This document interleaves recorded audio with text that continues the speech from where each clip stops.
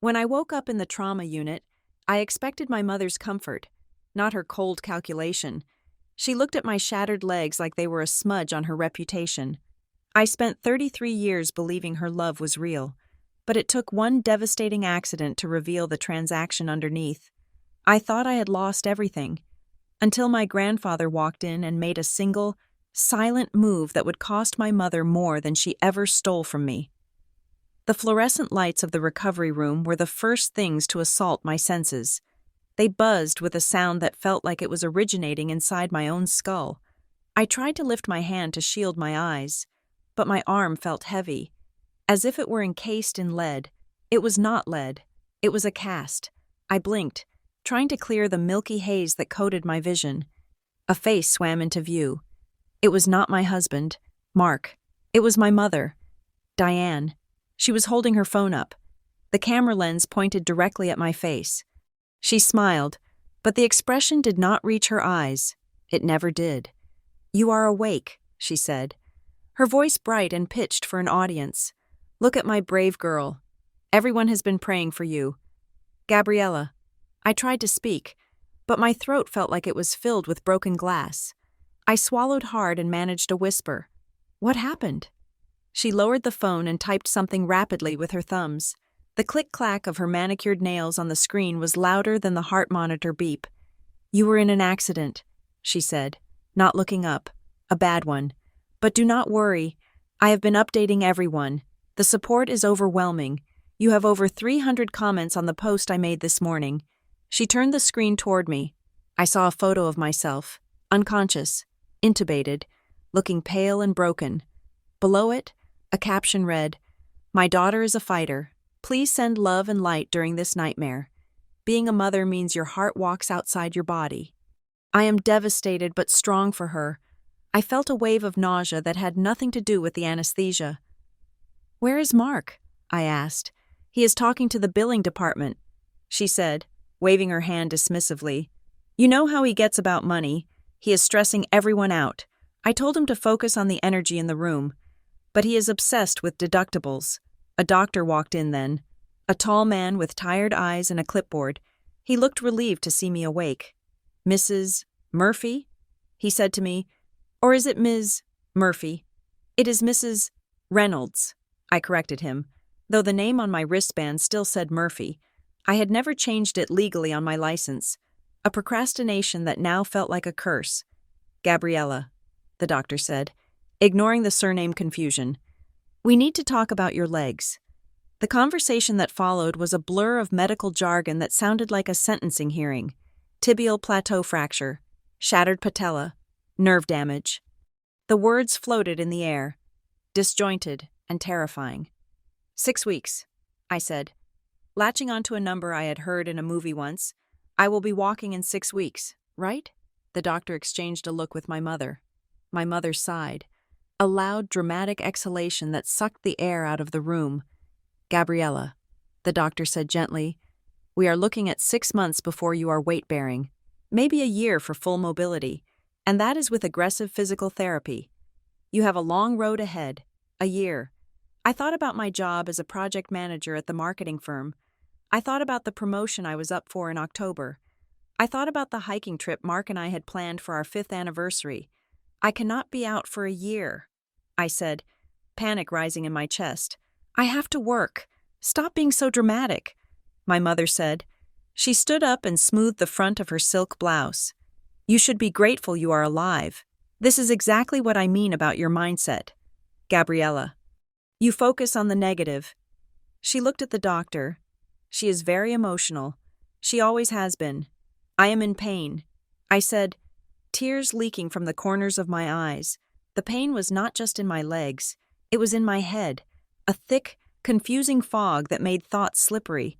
I tried to grab onto a memory of the crash, but there was nothing. Just driving down the winding road near the reservoir, and then the world spinning.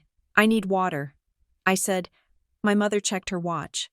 "I have a yoga session in 40 minutes. I really cannot miss it. I have been sitting here for 2 hours. Gabriella, my back is killing me." She leaned down and pecked me on the cheek. Her perfume was overpowering, a scent of expensive gardenias and cold ambition. Mark will be back soon. Just rest. And smile, okay? I want to take one more picture for the evening update. People want to see that you are awake. She snapped the photo before I could protest, the flash blinding me, and then she was gone. The silence she left behind was louder than the buzzing lights. 2 weeks later, I was home, but it did not feel like home. It felt like a prison constructed of pillows, prescription bottles, and silence. Mark had set up a hospital bed in the living room because I could not navigate the stairs. He was trying. I knew he was. He had dark circles under his eyes that looked like bruises. He worked all day at the logistics company, then came home to be my nurse, cook, and cleaner. I was useless. My legs were encased in heavy casts, elevated on foam wedges. My brain felt like it was stuffed with cotton. I would start a sentence and forget the end of it. I would read an email from work and have to read it 5 times to understand what it meant. My boss, Sarah, had been understanding at first, but yesterday, during a Zoom call where I had kept my camera off to hide my unwashed hair, I had heard the impatience in her voice. "We need that report by Friday." "Gabriella," she had said, "can you manage that? Or should I reassign it?" "I can do it," I had promised, but looking at the laptop screen now, the numbers blurred. I felt a spike of panic. I closed the laptop and stared at the ceiling. The doorbell rang. Mark was at the pharmacy, so I yelled, "Come in." It was Dave, a friend of ours from college who owned a local auto shop. He was holding a grease-stained envelope and a 6-pack of ginger ale. "Hey, Gab," he said, stepping carefully around the medical equipment cluttering the living room. "You look comfortable. I look like a train wreck." "Dave," I said, "thanks for coming." He set the ginger ale on the coffee table and sat on the edge of the sofa. He looked uncomfortable. He kept twisting the envelope in his hands. "So," he started, "I took a look at the wreck. The insurance adjuster is going to total it. Obviously, but I wanted to see it for myself. And it is weird. Gab, what do you mean?" He pulled a piece of paper out of the envelope. "You drive a sedan that is known for being reliable, but I found signs of catastrophic brake failure. Not wear and tear. Failure. The police said I lost control." I said, "They said I was speeding." Dave shook his head. "You were not speeding. The skid marks, or lack of them, show that you tried to brake and nothing happened. But here's the thing. I looked up your service history. You just had the brakes done 3 weeks ago." I nodded slowly. "Yeah. My mom recommended a place. She said she had a coupon or something. She insisted I take it there before the winter started." Dave frowned. "What shop?" "I think it was called Veloce Automotive? Something like that." Dave rubbed his chin. "Never heard of it, and I know every shop in the city." A cold shiver went down my spine. "Unrelated to the drafty window, what are you saying?" "I am saying that brand new brakes do not fail like that unless they were installed wrong on purpose. Or the parts were defective. It does not add up." He left the report on the table. "Keep this. Do not let the insurance company take the car yet. I want to look at it again." After he left, I lay there, staring at the paper. My mother had been so insistent about that service appointment. "You are irresponsible with your car maintenance." "Gabriella," she had said, "take it to my guy. He will treat you right." I picked up my phone to call her, but I stopped. I opened the Facebook app instead. There was a new post from Diane Murphy. "Visiting my daughter today. It is exhausting being the rock for everyone, but a mother's love knows no bounds. Please pray for my strength." Below it were comments from her friends.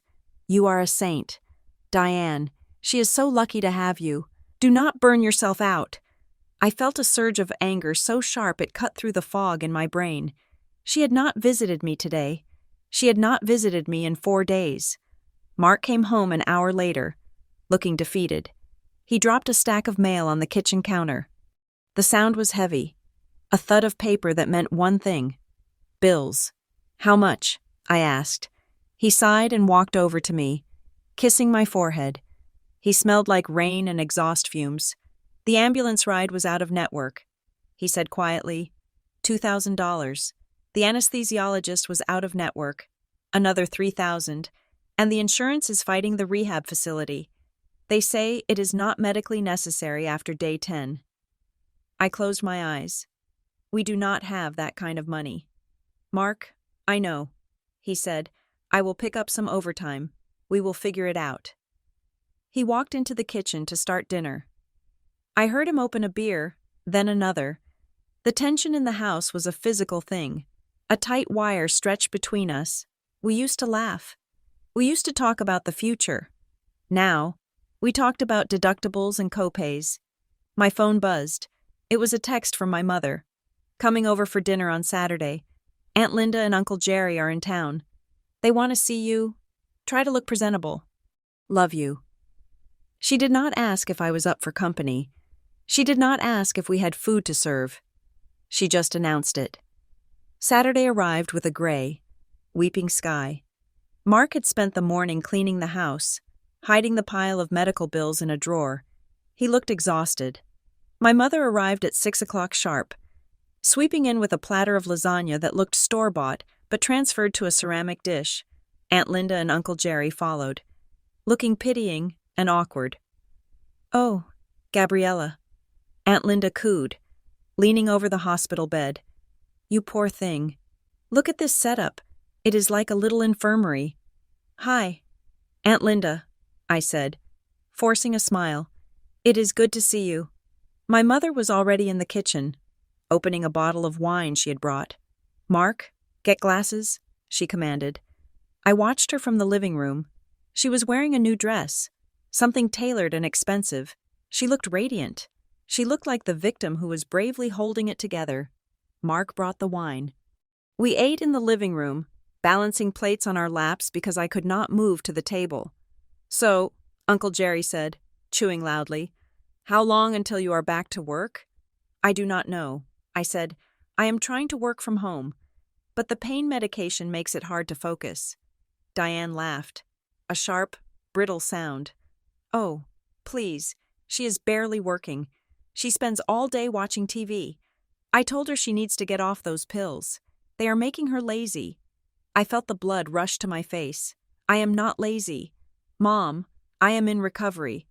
My legs were crushed. You are wallowing," she said, taking a long sip of wine. "You have always been like this. Gabriella, when you were little, if you got a scraped knee, you would cry for hours just to get attention." Mark cleared his throat. "Diane, she is in a lot of pain." The doctor said, "Doctors will tell you whatever keeps the pharmaceutical companies happy." She interrupted. "She needs to toughen up. Resilience is a choice." She stood up and walked to the kitchen to refill her glass. I realized then that she was already tipsy. She must have been drinking before she arrived. I needed to use the bathroom. It was a humiliating process that involved a walker and a lot of struggle. Mark started to get up to help me, but I waved him down. I needed a moment away from their eyes. I made my way slowly to the hallway. As I passed the kitchen, I heard my mother's voice. She was on her cell phone, her back to me. "I told you, I am not paying for this," she hissed into the phone. "It was not part of the plan." Pause. "No, she does not know, and she is not going to know. Just fix it. I cannot have this bleeding me dry." She turned slightly, and I froze, but she did not see me. She hung up the phone and smoothed her hair, her face composing itself back into the mask of the benevolent matriarch. I made it to the bathroom and locked the door. I sat on the closed lid of the toilet, trembling, not part of the plan. What plan? Was she talking about the medical bills? But she had already told me she would not help. Why would she be arguing with someone else about it? When I finally emerged, the atmosphere in the living room had shifted. Aunt Linda looked uncomfortable. Mark was staring at the floor. Diane was putting on her coat. "We are leaving," she announced. "What?" I asked. "You just got here." "I have a headache," she said. "And frankly, Gabriella, the energy in here is toxic. You are draining everyone. Look at poor Mark. He looks miserable. You are dragging him down with you." "Diane, that is not fair," Mark said, standing up. "It is the truth," she snapped. She looked at me with cold, hard eyes. You need to stop being so dependent. It is pathetic. 33 years old and you are acting like a helpless child. She turned to her sister. Come on, Linda. Let's go. They left. The door slammed shut, echoing in the silence. I looked at Mark. He did not look at me. He began gathering the plates, his movements stiff and angry. I am sorry, I whispered. He stopped. He looked at me, and for a second, I saw resentment in his eyes. Then he sighed, and it was gone, replaced by fatigue. It is not your fault, Gab. She is a lot. He went into the kitchen. I heard the water running. I lay back on the pillows and let the tears come. She was right. I was a burden. I was draining him. I was weak. An hour later, there was a soft knock at the door. Mark was upstairs, showering. I wiped my face with the sheet. Come in, I called out, thinking it might be a neighbor. The door opened, and an older man stepped in. He was leaning on a cane, wearing a wool coat that looked older than I was, but impeccably cared for. Grandpa. I breathed. Walter Harlan smiled. It was a small, tight smile, but his eyes were warm. Hello. Gabriella. I had not seen my grandfather in 6 months. He and my mother had a strained relationship. She called him controlling. He called her reckless.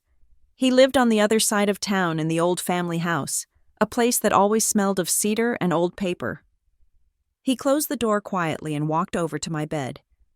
He did not look at the mess. He looked at me. I heard about the dinner, he said. His voice was gravelly, deep and calm. She told you? No. Linda called me. She was upset. She thought Diane was excessive. I let out a short, bitter laugh. That is one word for it. He pulled a wooden chair from the dining table and sat down next to me. He placed a thick manila folder on the bed. What is this? I asked. Practical things, he said. I have a friend who runs a home care agency. I have arranged for a nurse to come in 3 days a week to help you with bathing and exercises. Mark cannot do it all, Grandpa. We cannot afford that. I said quickly, It is paid for. He said, Do not argue with me. He pointed to the folder. Inside is a list of resources. A better physical therapist who owes me a favor, a nutritionist, and some reading material on pain management that does not involve opioids. I felt fresh tears welling up. This time, they were tears of relief. Thank you. He looked at me for a long moment. His eyes were the same shade of gray as mine. Your mother, he said slowly, choosing his words with care. She is under a lot of pressure right now. Pressure? I asked. What kind of pressure? She is posting selfies and going to yoga. Walter's jaw tightened. Appearances are everything to Diane. You know that. But cracks are forming. He leaned in closer, his voice dropping to a murmur. Gabriella, your mother is not telling you the whole story about a lot of things. What things? I asked, my heart beginning to race. Does this have to do with the accident? He hesitated. Then he shook his head. Focus on healing first. You need your strength. When you can walk. Even just a little. We will talk properly. He stood up. He looked tired. I have to go before she realizes I am here. She does not like me interfering. He patted my hand. His skin was dry and cool like parchment. You are stronger than she thinks. Remember that. He turned to leave. As he walked toward the door, his cane clicking rhythmically on the hardwood floor. He paused. Oh, he said. She left her bag. He pointed to a canvas tote bag sitting on the armchair in the corner. Diane had carried it in but left without it in her dramatic exit.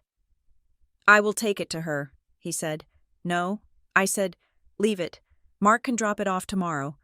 It will give him an excuse to get out of the house. Walter nodded. Good night. Gabriella. Good night. Grandpa. When he was gone, the house felt different, less empty. The despair that Diane had planted in the room had been swept away, replaced by a quiet curiosity. Your mother is not telling you the whole story. I looked at the tote bag. It was a beige designer bag, the kind that cost more than my first car. It sat there, innocent and heavy. I reached for my grabber tool, a long stick with a claw on the end that Mark had bought me. I hooked the strap of the bag and dragged it across the floor toward the bed. It was heavy. I hoisted it up onto the mattress. I knew I should not look. It was an invasion of privacy. But I remembered the phone call, not part of the plan. I opened the bag. Inside, there was a lipstick, a spare phone charger, a bottle of Xanax, and a sleek black planner. I flipped through the planner. It was filled with appointments. Lunch with Kay, Botox, bank meeting. I dug deeper into the side pocket. My fingers brushed against a stiff envelope. I pulled it out. It was a business envelope, already opened. The return address was in the city. A firm I did not recognize. Holloway and Associates. Wealth Management. I pulled out the letter inside. It was a quarterly statement. I scanned the header. Account name: the Murphy Harlan Family Preservation Trust. I frowned. I had never heard of a family preservation trust. My father had died when I was 10, leaving nothing but debt. My mother always complained that we were struggling, that she had to scrape by to raise me. I looked at the beneficiary line. Beneficiary: Diane Murphy. Secondary beneficiary: Gabriella Murphy. My eyes slid down to the bottom line. The total assets. I gasped. The sound was loud in the quiet room. $1,400,000. I stared at the number. 1.4 million. My mother had told me she could not help with my $5,000 deductible. She had told me I was a drain. She had told me for years that she could not afford to help me with college, forcing me to take out loans I was still paying off. I looked at the date on the statement. It was from last month. I flipped the page. There was a transaction log. Withdrawal: January 4th, $10,000. Transfer to Benevolence Foundation. Withdrawal: January 15th, $15,000. Consulting fee: Benevolence Foundation? That was the name of the tiny nonprofit my mother ran out of her home office, a nonprofit that she said barely broke even. I heard Mark's footsteps on the stairs. He was coming down. I shoved the letter back into the envelope and stuffed it deep into the bottom of the bag. Under the planner and the Xanax, my heart was hammering against my ribs like a trapped bird. "Hey," Mark said, walking into the room. He looked cleaner, his hair wet. Who was at the door? I looked at him. I looked at the bills on the counter. I looked at my broken legs. "Just Grandpa," I said, my voice trembling. He dropped off some vitamins. Mark nodded, uninterested. He sat on the sofa and turned on the TV. I lay back against the pillows, my hand resting on the tote bag. The fog in my brain was gone. In its place was something cold and sharp. My mother was rich. She had a secret trust fund. And she was hiding it from me while I drowned in debt. Not part of the plan. I realized then that the accident wasn't just a tragedy. It was a loose thread. And if I pulled it, everything was going to unravel. I closed my eyes, but I did not sleep. I started to plan. The return to work was supposed to be my salvation.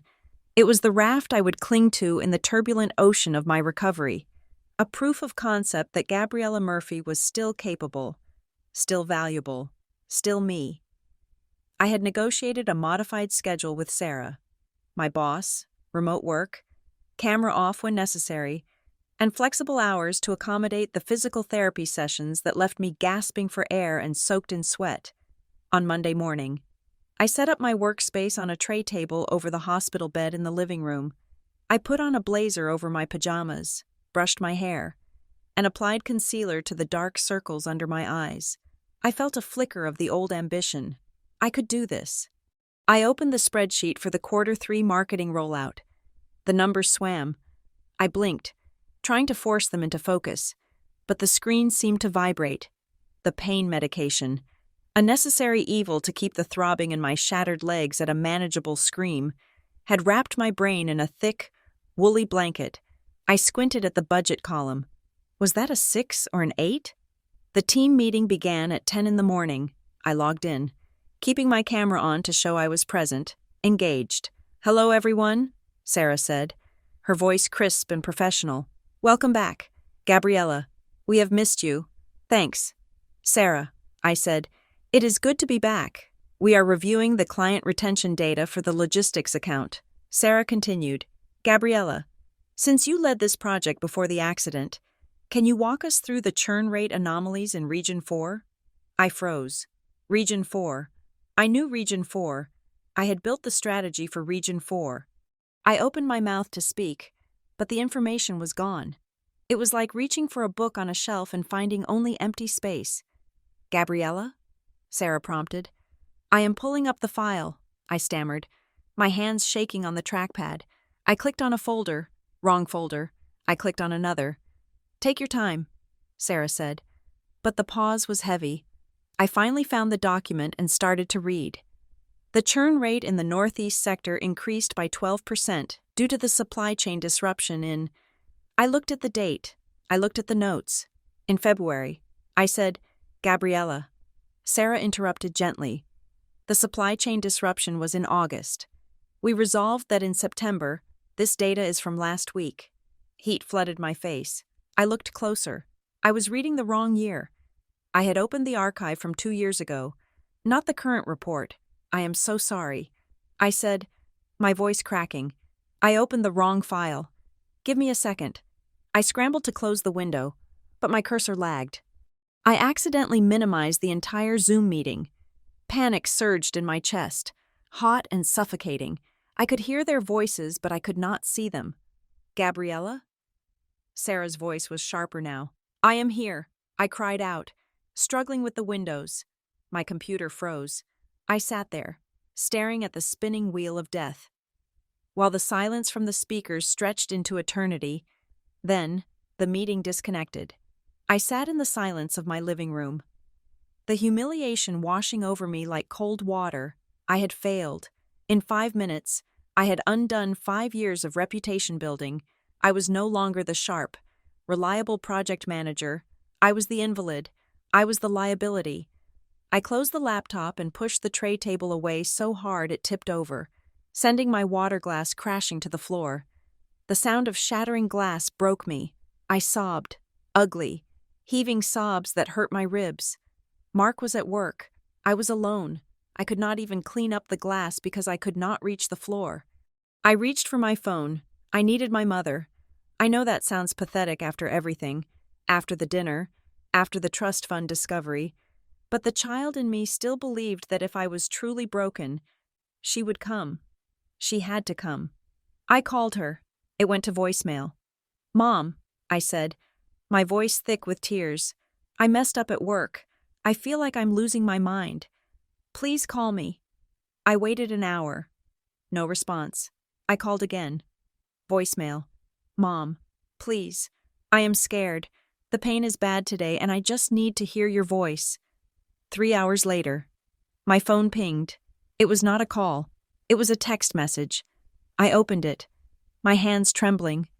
Gabriella, I am stepping back for a while. You are becoming too dependent on everyone around you. You need to learn resilience, and you cannot do that if I am always rescuing you. I am doing this for your own good. Do not call me until you are in a better headspace. I stared at the screen. The words blurred. Stepping back. Resilience. She was abandoning me. At the lowest moment of my adult life, when my body was broken and my career was crumbling, my mother was teaching me a lesson. I dropped the phone on the sheets. I felt a strange sensation in my chest. Not heartbreak, but a hardening. It was the feeling of a door closing, heavy and permanent. The next day, I resolved to fight. If I could not rely on my body, and I could not rely on my family, I had to rely on the truth. I opened a fresh notebook. I wrote symptom log on the first page. I started documenting everything.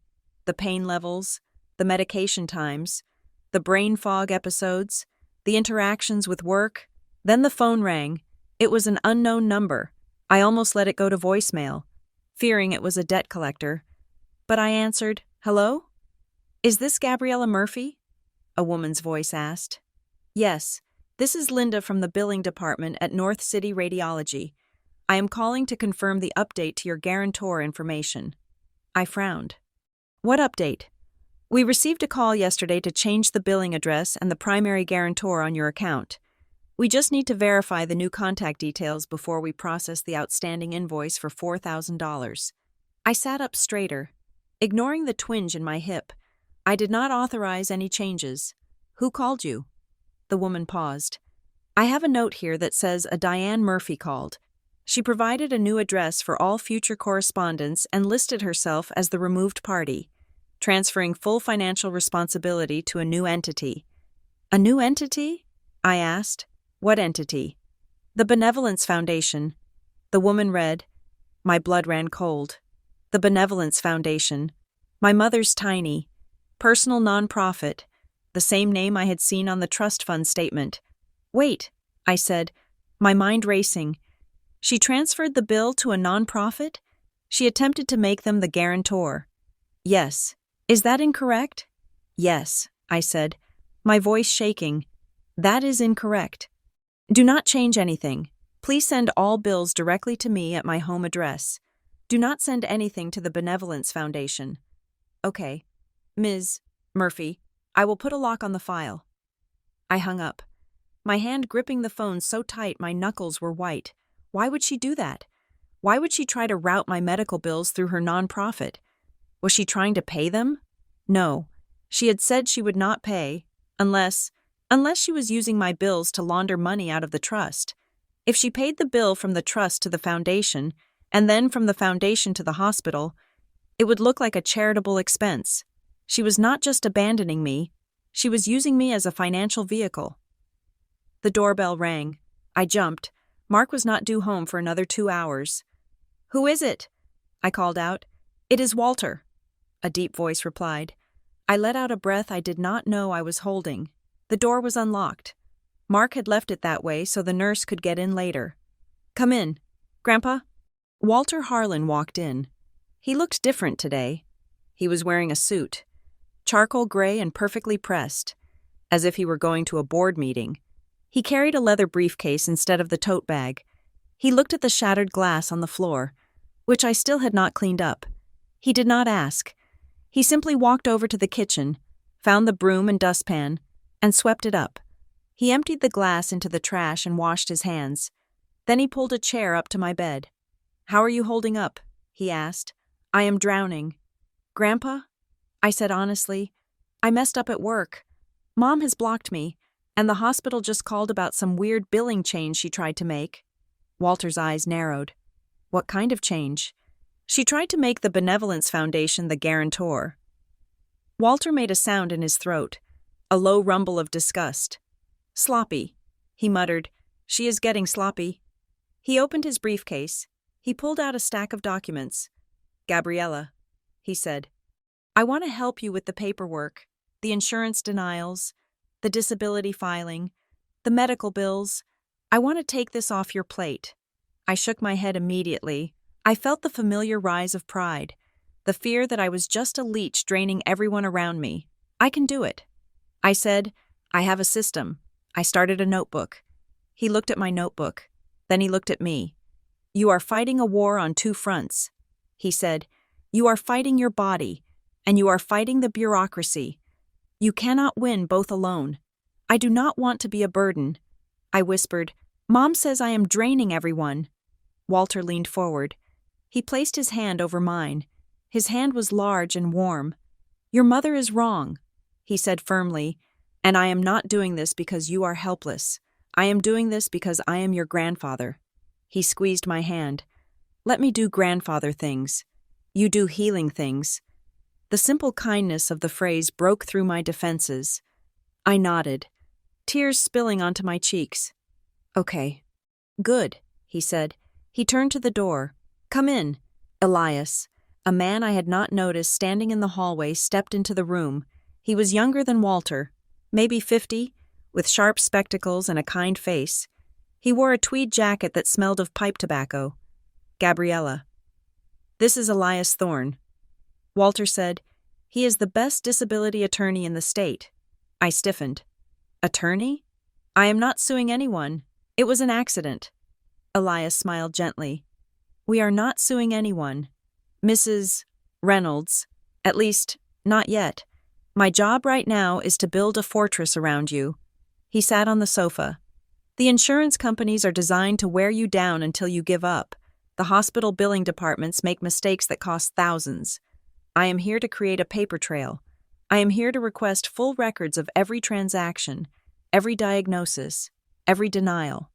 He opened a file, and Walter tells me there may be some irregularities with your mother's involvement in your care. I looked at Walter. He nodded. We need to protect you, Gabriella. Administratively, I signed the retainer agreement. It felt like putting on armor, for the first time since the crash.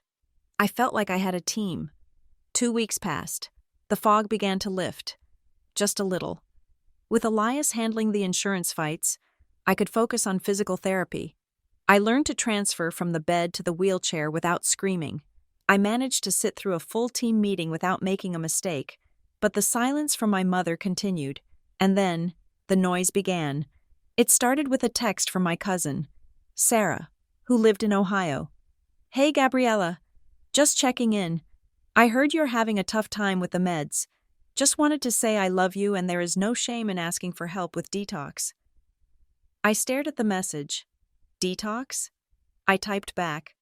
What are you talking about? I am taking Tylenol and nerve blockers. I am not detoxing. Sarah replied. Oh, sorry. Aunt Diane told Mom that you were struggling with dependency and that you were refusing to go back to work because you wanted to stay on the pills. She was really worried. I felt the blood drain from my face. She was lying. She was telling the family I was an addict. She was painting me as a drug-seeking dropout to explain why she had stepped back. It was not abandonment. It was tough love. The rumor spread like a virus. I got a card from an aunt I had not seen in years with a pamphlet on overcoming addiction. I got a chilly email from a family friend saying she hoped I would find my way back to the light. She was destroying my reputation to protect her own image. Then came the screenshot. It was from Jessica, my best friend from college. Gabriella, I don't know if you've seen this, but you need to. Attached was a screenshot from a private social media group called the Ascend Collective, Leadership for Women. The post was from Diane Murphy. Session 4. The Burden of the Caregiver. It is the hardest thing a mother can do. To cut the cord when an adult child chooses victimhood over victory. My daughter's accident was a tragedy, but her refusal to rise is a choice. I have spent thousands on her recovery, drained my energy, and sacrificed my peace.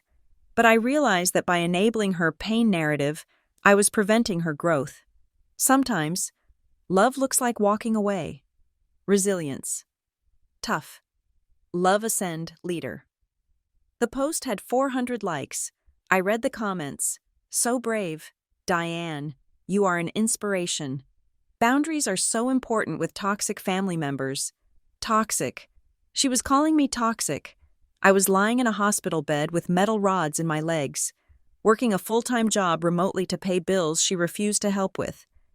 While she used my suffering to build her brand as a wellness leader, it was grotesque. It was a violation so deep I felt it in my marrow. I picked up the phone. I did not care about the time. I dialed her number. She answered on the second ring. Hello? She sounded breathless, like she was walking. Did you really post that?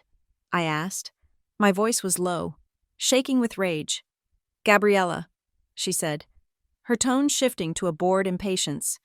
I am on a hike. What is it? You called me toxic. I said, you told the internet I am choosing victimhood. You told Aunt Linda I am a drug addict. I spoke my truth. Gabriella. She said, it is my story too. You have no idea what this accident has done to me. The stress, the worry. Done to you? I screamed. I cannot walk. And you are letting that define you, she snapped. I cannot be around that energy. I have a brand to build. I have a life. I cannot be pulled down with you. There was a silence on the line. The wind whistled in the background of her call. Then she said the words that would haunt me. I did what I had to do. Gabriella, to survive. You should try it. She hung up. I stared at the phone. I did what I had to do. It sounded like a confession. I lay there for a long time. The anger burned itself out. leaving a cold, hard resolve in its place. I was done crying for her. I was done wanting her. Walter arrived that evening. He had a grim look on his face. He sat down and opened his briefcase. But he did not take out papers. He just looked at me. He knew. He always knew. She is smearing me. Grandpa, I said quietly, to everyone. I know, he said. Elias sent me the screenshots. He took off his glasses and rubbed the bridge of his nose. He looked old, tired. Gabriella, he said, I need your permission to do something. What? I need your permission to pull records from a place you have not seen. I need to access the full history of the Family Preservation Trust, and I need to access the accounts of the Benevolence Foundation. I looked at him. Can you do that? I am a trustee, he said, a silent one. Diane thinks I forgot about the clauses in your father's will. She thinks I am just a senile old man who signs birthday cards. He looked up, his eyes hard as flint. She has been moving money around for years. Gabriella. Small amounts at first, then larger. Since the accident, she has been panicking. That is why she tried to route your bills. She is trying to cover holes in the ledger. He paused. If I do this, if I pull these threads, the whole thing will come down. She will be exposed. It will not be quiet. I thought about the toxic post. I thought about the addict rumors. I thought about the resilience text. I thought about the brakes on my car. I looked at my grandfather. Do it, I said. Walter nodded. He closed the briefcase. The snap of the latches sounded like the cocking of a gun. It is done, he said. He stood up. Rest now. Gabriella. Tomorrow. Everything changes.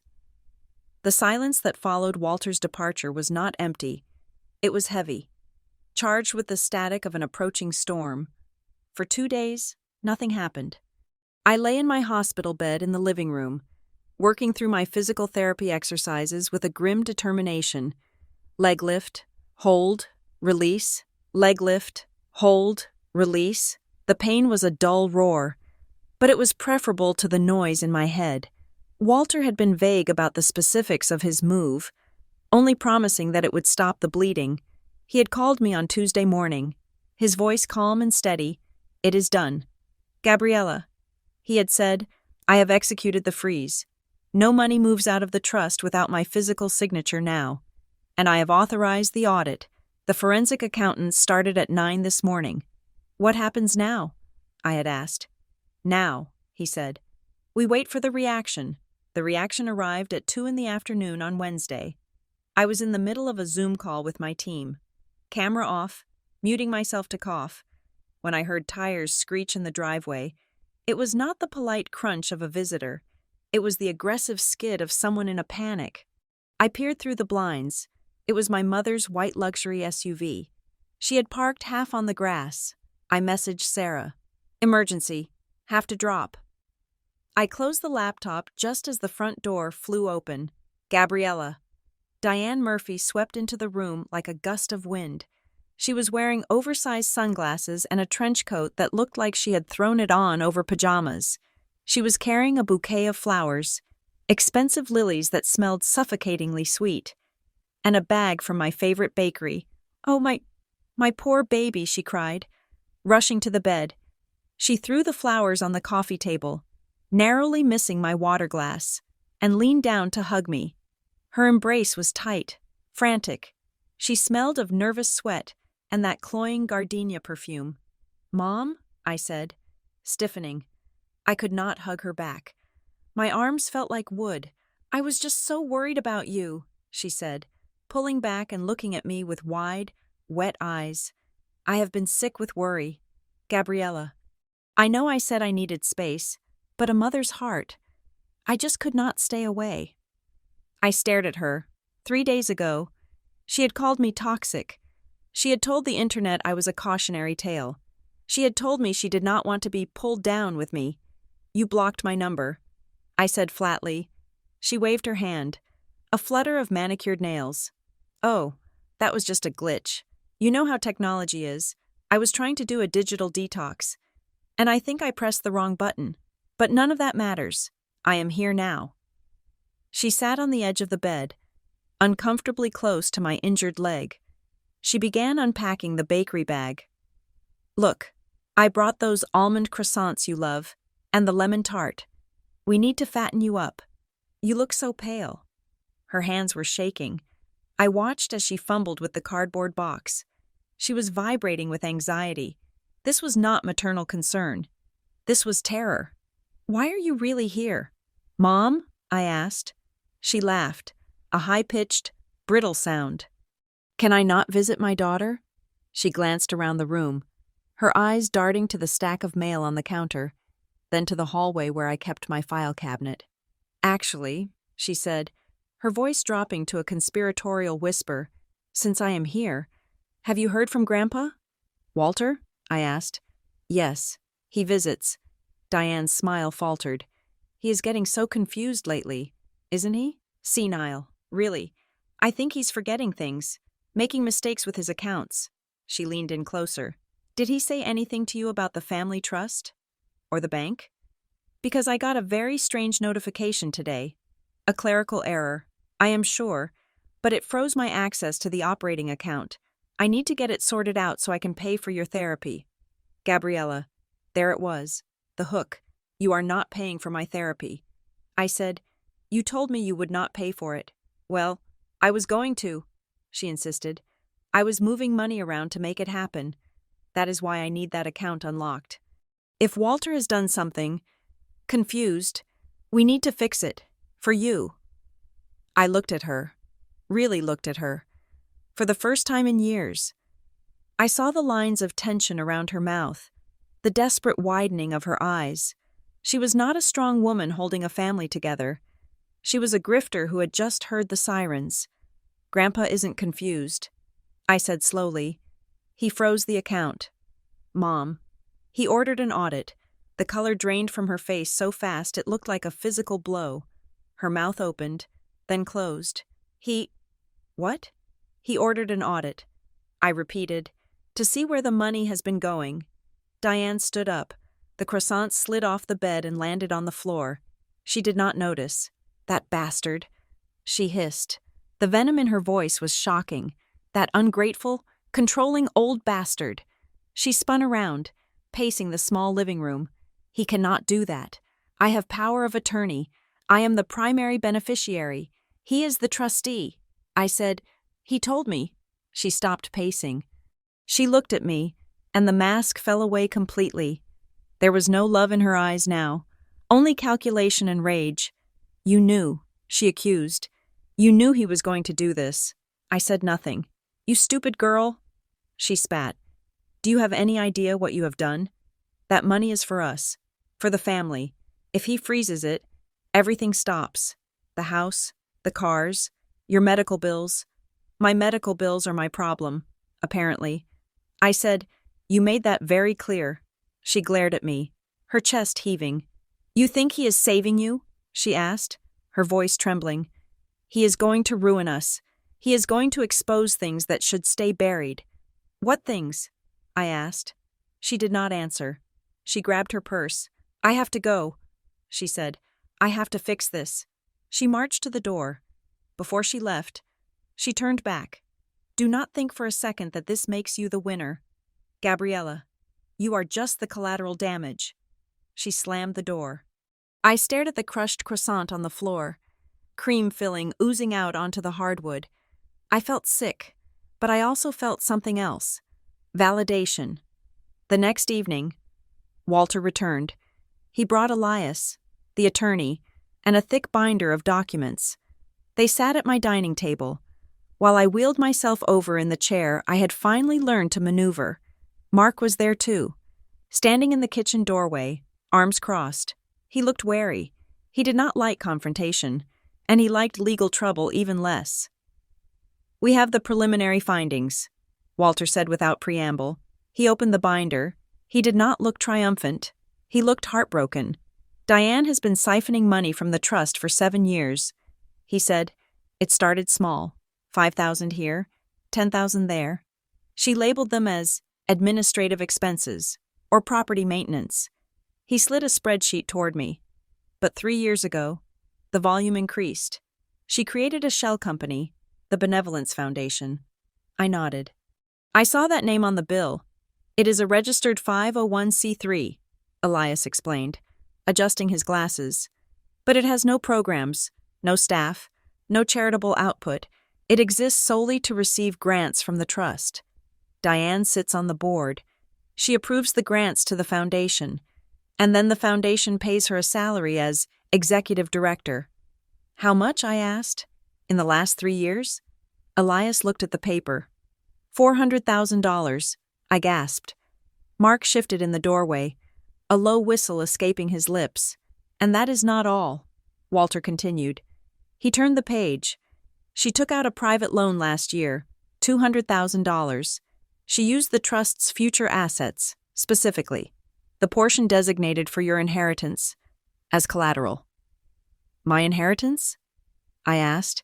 She leveraged your future to pay for her present. Walter said, if she defaults on that loan, and she is close to it, the bank takes your share of the estate. I felt a cold numbness spreading through my limbs. What did she spend it on? I asked. Walter sighed. Lifestyle, the new house, the cars, the wellness retreats, but also image. He pointed to a line item, public relations, reputation management. She spent $50,000 last year on a firm to boost her social media presence and scrub negative reviews. She was spending my inheritance to convince the world she was a good person. Then Elias cleared his throat. There is one more thing. Gabriella. And this is personal. He pulled out a folder marked Education. Your mother often spoke about the sacrifices she made to put you through college. Walter said softly. She told the family she refinanced her house. She told you she took on extra work. I nodded. She never let me forget it. Every time I visited, she would remind me how hard she worked to pay my tuition. It was the reason I felt I owed her everything. It was the reason I stayed silent when she criticized me. Walter looked down at his hands. She did not pay your tuition. Gabriella, I frowned. What do you mean? The checks came from her. The checks came from her account. Yes, Walter said, but I deposited the money into that account the day before each check was written. I stared at him. You paid for college? I wanted to pay directly, Walter said, but she insisted. She said she needed you to respect her. She said if the money came from me, you would love me more than her. So I agreed. I transferred the funds to her, and she wrote the checks to the university. I felt the room spin. The narrative of my life, the story of the struggling, sacrificial single mother and the ungrateful daughter, was a lie. A fabrication bought and paid for by my grandfather, stolen by my mother. She used it against me, I whispered, for 10 years. She used it to make me feel small. She used it to make me feel indebted. I know. Walter said, and I let her. He looked up, his eyes wet. I enabled her, Gabriella. I thought I was keeping the peace. I thought if I gave her what she wanted, she would be the mother you needed. I was wrong. I bought her lies. And she used them to build a cage for you. He reached across the table and took my hand. I am sorry. I should have stopped it years ago. But when I saw the bills for the accident, when I saw her trying to route them through that shell company, I realized she was not just greedy, she was dangerous. She was terrified that an insurance audit of your accident would expose her own financial house of cards. She abandoned you because you were a liability. I pulled my hand away. I needed to not be touched. I felt raw, flayed open. Everything was fake. Her love, her sacrifice, her martyrdom. It was all just a ledger of stolen credit and hidden debts. Mark walked into the room then. He sat down heavily at the table. So, what does this mean? He asked, looking at Elias. Are we suing her? Are we sending her to jail? Elias looked at Walter. That depends on what Gabriella wants to do. I want the truth. I said. Mark ran a hand through his hair. Gabriella, think about this. If you expose her, it is going to be a circus. She will fight back. She will drag our names through the mud even more. She is already dragging my name through the mud. I snapped. She is calling me an addict. Mark, I know, Mark shouted, startling me. I know. But if we sue her, If this goes criminal, we will be the family that sent their mother to prison. Do you want that hanging over us? Do you want reporters on our lawn? I do not care about reporters, I cried. I care about the fact that she stole from me. She stole my past, and she mortgaged my future. Mark stood up. He looked exhausted. He looked like a man who just wanted to watch television and forget that his life was falling apart. I don't know if I can handle a war. Gabriella, we are barely holding it together as it is. We have the medical bills. We have the house. If you start a legal battle, it is going to consume everything. He walked out of the room. The back door slammed. I sat there, tears streaming down my face. My mother had not just broken my legs, she was breaking my marriage. Walter looked at me. His face was etched with sorrow. We do not have to decide on criminal charges today, he said softly. But there is one more document you need to see. Elias slid a single sheet of paper across the table. It was a hospital form. Authorization for release of medical information and assignment of benefits. It was dated 3 days after my accident. Is this your signature? Elias asked. I looked at the bottom of the page. There was a scrawl that looked like Gabriella Murphy. But 3 days after the accident, I was in a medically induced coma. My hands were strapped to the bed rails. No, I said, I could not have signed this. Elias nodded grimly. We suspected as much. This form authorized the hospital to share your billing details with the Benevolence Foundation. It also authorized the foundation to make decisions about your billing cycle. It is a forgery, Walter said. A clumsy one, but it is a felony. I stared at the fake signature. It looked a little like mine. But the loop of the G was wrong. It was the way my mother wrote G's. She forged my signature while I was unconscious. I said, to cover her tracks. Walter closed the binder. The sound was final. She crossed a line. Gabriella, this isn't just family drama anymore. This is fraud. An identity theft. He stood up. I'm going to keep the freeze in place. She will be cut off from every cent. She will not be able to pay the mortgage on that house she bought with your money. She will not be able to pay her PR firm. The squeeze is going to get tight. Very fast. He put a hand on my shoulder. Be ready. A cornered animal is the most dangerous kind. The threat came 2 nights later. Mark was working a late shift, or avoiding coming home. I wasn't sure. I was alone in the house, reading the audit report again, trying to memorize the anatomy of my mother's betrayal. My phone buzzed. It was a text from Walter. She is here, at my house. She is demanding the freeze be lifted. I am not letting her in. I felt a spike of panic. Walter was old. He lived alone. I called him. He didn't answer. I called again. Nothing. I grabbed my keys. I knew I shouldn't drive. My license was technically suspended due to the medication, though I hadn't taken any since the morning. But I couldn't sit there. I maneuvered myself into Mark's car, the one with the automatic transmission I could operate with my left foot. I drove to Walter's house. It was only 10 minutes away.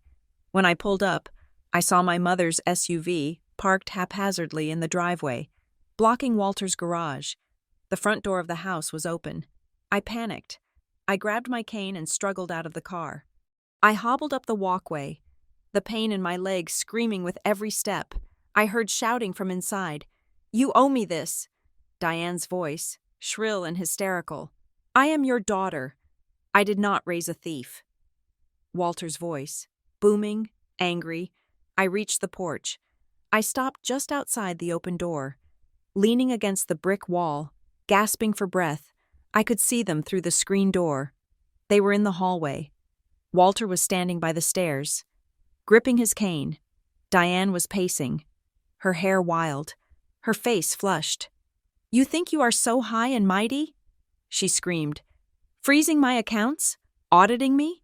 You have no idea what I have done to protect this family. You have protected yourself, Walter shouted back. You have fed off your daughter like a parasite. I stepped forward to announce myself, to stop it. But then Diane stopped pacing. She turned to Walter, and her voice dropped. It became low, venomous, a tone I had never heard before. Lift the freeze. Walter? No, Walter said. If you do not lift the freeze by tomorrow morning, she said, taking a step toward him. I will tell her. Walter went still. You wouldn't, he whispered. I will, she said. I will tell Gabriella what really happened. Not the fairy tale you and I cooked up. I will tell her about the loan. I will tell her about the night her father died. I will tell her everything. Walter gripped his cane so hard his knuckles turned white. That would destroy her. He said. It might, Diane said, a cruel smile touching her lips. But it will destroy you too. She will never forgive you. She will hate you just as much as she hates me. She leaned in, her face inches from his. I have nothing left to lose. Dad. Do you? I stood frozen on the porch. The night air was cold, but I was sweating. The night her father died. My father had died of a heart attack. It was sudden, tragic, natural causes. That was the story. That was always the story. Diane turned to leave. I scrambled back into the shadows of the large rhododendron bush by the porch, pressing myself against the brick. She stormed out the door, her heels clicking angrily on the pavement. She got into her SUV, slammed the door, and reversed out of the driveway with a squeal of tires. I waited until her taillights disappeared around the corner, then I limped into the house. Walter was standing exactly where she had left him. He was staring at the floor, his shoulders slumped, looking older and more frail than I had ever seen him. Grandpa? I whispered. He jumped. He spun around, and for a second, I saw terror in his eyes. Gabriella. He breathed. How long have you been there? Long enough, I said. I walked toward him, the sound of my cane heavy in the quiet hallway. What did she mean? I asked. What happened the night Dad died? Walter closed his eyes. He swayed slightly, and I reached out to steady him. Please, I said, no more lies. You said we were done with lies. Walter looked at me. His eyes were full of a pain so deep it frightened me. She is desperate. Gabriella. She is saying things to hurt me. Was it a lie? I asked. He did not answer. Grandpa? Was it a lie? He took a deep breath. He looked at the door where his daughter had just exited, then back at his granddaughter. It is complicated, he said. Tell me. He shook his head. Not tonight. I cannot do it tonight. He pulled away from me and walked toward his study. Go home, Gabriella. Please, just go home. I watched him close the study door. I heard the lock click. I stood in the hallway of the house where I had spent my childhood summers. The wallpaper was the same. The smell of cedar was the same. But everything felt different. The ground beneath my feet was shifting again. First the trust, then the college fund, now my father. I walked back to the car. My leg was throbbing, a relentless pulse of agony. But as I drove home through the dark streets, I did not feel the pain. I felt the dread. My mother had a weapon. She had a secret terrible enough to blackmail her own father, and she was pointing it directly at me. The collapse did not happen all at once. It was a slow accumulation of weight, like snow piling on a roof until the beams finally snap. For weeks, I had been operating on a potent cocktail of adrenaline, rage, and caffeine, forcing my broken body to perform at a level that would have exhausted a healthy person. I was waking up at 5 a.m. to beat the rush of emails from the West Coast team. I was doing double sessions of physical therapy, gritting my teeth through the agony of relearning how to bend my knee. I was reading legal documents until my eyes burned, trying to understand the labyrinth of shell companies my mother had constructed. I convinced myself I was handling it. I told Mark I was fine. I told Walter I was focusing. Then came Tuesday. I was in the kitchen, attempting to make coffee while balancing on my crutches. Mark had left early for a shift at the warehouse, and the house was quiet. I reached for the canister of coffee grounds on the upper shelf. It was just an inch out of my grasp. I stretched, putting a fraction too much weight on my bad leg. A bolt of pain shot up from my ankle to my hip, hot and white. It was not just pain. It was a sensory overload that short-circuited my brain. My vision tunneled. The sound of my own heartbeat roared in my ears, drowning out the hum of the refrigerator. I tried to grab the counter, but my hands were numb. The floor rushed up to meet me. I landed hard on my side, the impact jarring my bones. The coffee canister fell with me, exploding in a brown cloud that coated the linoleum and my face. I lay there, gasping for air. I tried to push myself up, but my arms would not cooperate. My chest felt like it was being crushed by a hydraulic press. I could not breathe. Panic set in. I was alone. I was trapped on the kitchen floor covered in coffee grounds. I was 33 years old, and I could not even make a pot of coffee without destroying myself. The room began to spin. I felt the darkness creeping in at the edges of my vision. A cold, gray fog that promised oblivion. I fought it, clawing at the floor tiles. But my body had declared a strike. I must have passed out. Because the next thing I knew, the light in the kitchen had changed. The sun was streaming through the window at a different angle. My face was sticky where the coffee grounds had mixed with the sweat on my cheek. The front door opened. Gabriella? It was not Mark. It was the home care nurse. Elena. I tried to answer, but only a croak came out. Elena rushed into the kitchen. She dropped her bag and fell to her knees beside me, her hands professional and cool on my skin. "Do not move," she commanded gently. "Tell me where it hurts." "Everywhere," I whispered. "It hurts everywhere." She checked my pulse. She checked my pupils.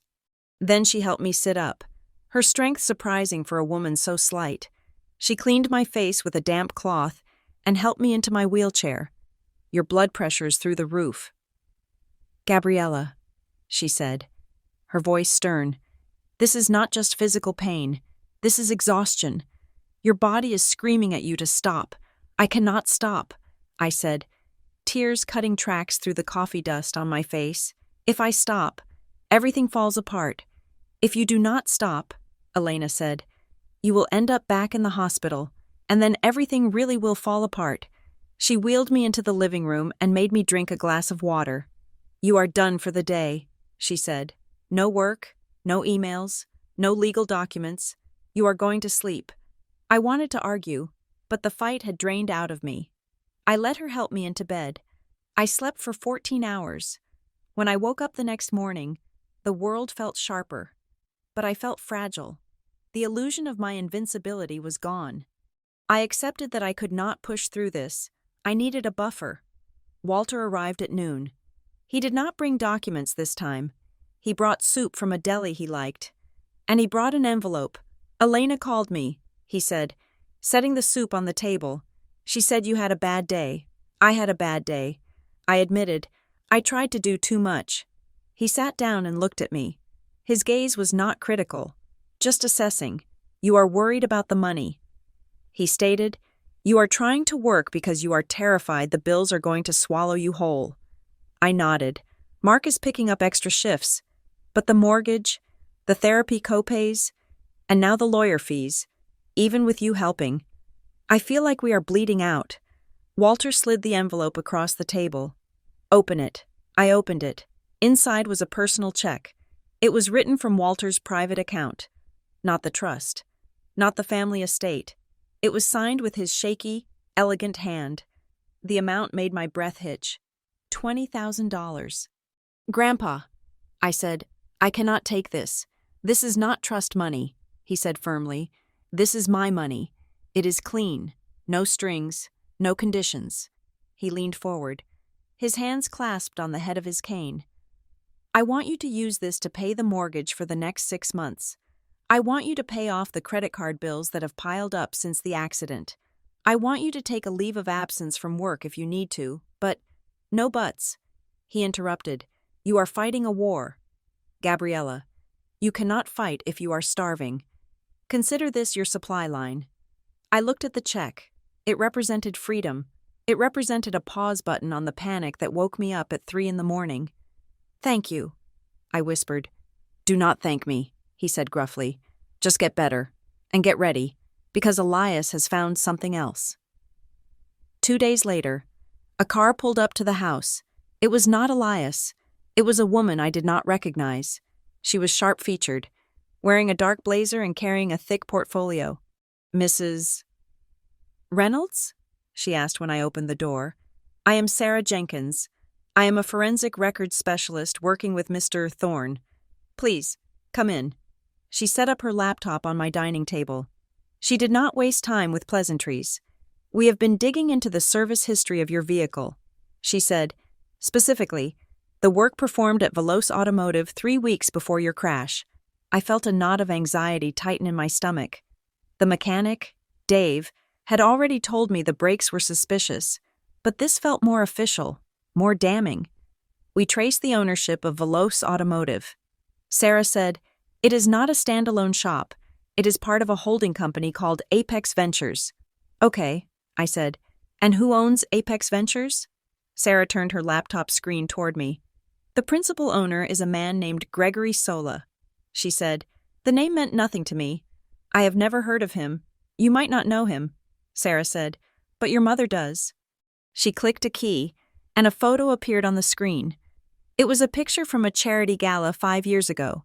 My mother was in the center, wearing a glittering gold dress, laughing.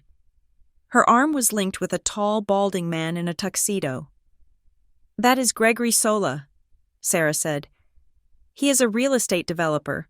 He and your mother served on the board of the City Arts Council together for 3 years. I stared at the photo. My mother knew the man who owned the shop that failed to fix my brakes. "It gets more specific," Sarah said. She pulled a paper document from her portfolio. It was a copy of a work order. It was grease-stained and wrinkled. A scanned copy of the original carbon form. "This is the internal work order for your car," she said, "not the customer invoice you received. This is what the mechanic saw." She pointed to a handwritten note in the margin. "Rush, VIP, referral. Do not upsell. Just get it out by Friday. And here." She pointed to the contact field. "The phone number listed for the customer is not yours. Mrs. Reynolds." I looked at the number. It was a local area code. "I recognize that number," I said slowly. "It is my mother's old landline, the one she has in her home office." Sarah nodded. "The service was coordinated by your mother. She insisted on a rush job, and she specifically directed them to bypass the standard safety upsells." I felt cold. My mother had rushed the brake job. She had used her connection to the owner to cut corners. Did she tell them to sabotage it? I asked, my voice trembling. Sarah shook her head. "There is no evidence of a direct order to sabotage. The mechanic we interviewed said the brakes were simply installed improperly because they were rushing. It was negligence, Mrs. Reynolds. Gross negligence fueled by a demand for speed and a discount." I sat back in my wheelchair. It wasn't murder. It was just carelessness. It was my mother treating my safety like an item on a checklist to be crossed off as cheaply and quickly as possible. "It feels precise," I said. "Too precise." She insisted I go there. She rushed it. And then, when I crashed, she was more worried about her money than my legs. Sarah closed the file. "It establishes a pattern of control and disregard," she said. "It is powerful evidence of liability." While I wrestled with the horror of the repair shop records, the world outside was watching a different show.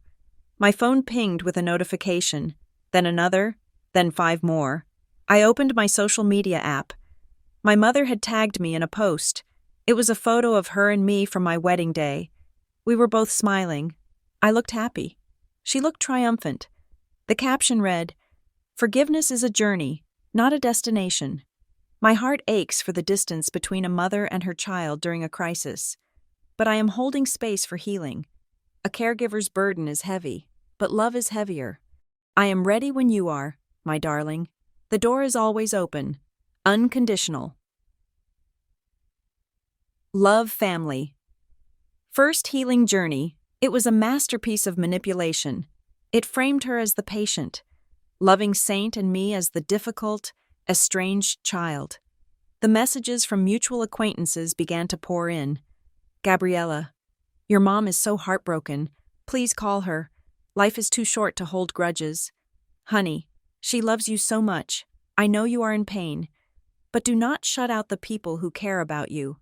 I stared at the screen, my thumb hovering over the reply button. I wanted to scream. I wanted to post the audit report. I wanted to post the mechanic's work order. I wanted to type, She stole $1 million from me and rushed the brake job that put me in a wheelchair.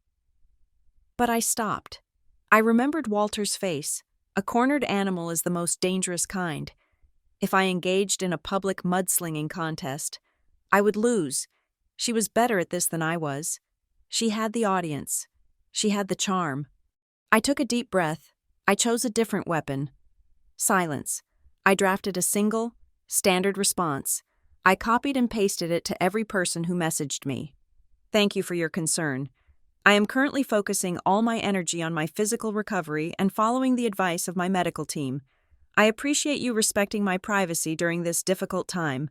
No accusations, no drama, just a wall of polite, professional ice. I did not reply to Diane's post. I untagged myself. The investigation continued to churn, unearthing rot in the foundation of my life. Walter came by later that week with Elias. They looked grim. The forensic accounting is painting a clear picture, Elias said. He laid out a timeline on the coffee table. Your mother has been using the trust fund to finance what she calls her brand. Her brand? I asked. Elias nodded. She has spent over $200,000 in the last 4 years on lifestyle curation, photographers, stylists, a ghostwriter for a memoir she never published, travel to wellness summits that were just vacations. He pointed to a column marked income. But here is the kicker, Elias said. She has no other income. The Benevolence Foundation pays her. But that money comes from the trust. She has not held a real job in 20 years, so she is living entirely off the money that was supposed to protect the family.